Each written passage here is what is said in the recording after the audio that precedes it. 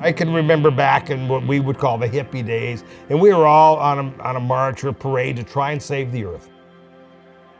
Then just walk along the beach and you can see the debris. You can see it. I mean, they have an island of plastic in the Pacific floating around bigger than the state of Texas.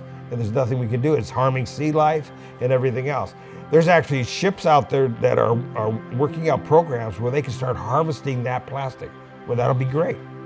You know, we already put our name on the list with them that if you, with the plastic water bottles you pull out there, maybe we can buy them.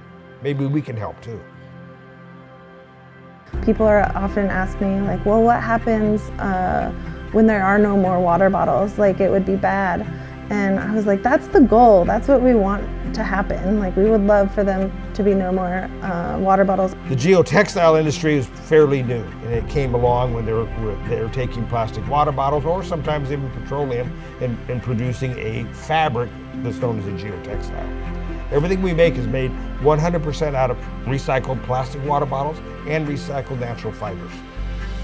Last year alone, we hit over 600 metric tons of plastic water bottles. The year before that was 400 metric tons. We're shooting for double that next year. Hoping we'll get there with the help from a lot of growers who might. But that's a lot of water bottles that aren't going to go to the landfill. From the standpoint of like the environment, it would be great if the nurseries were using the root pouches, and basically any plant that ever existed would be using the root pouches.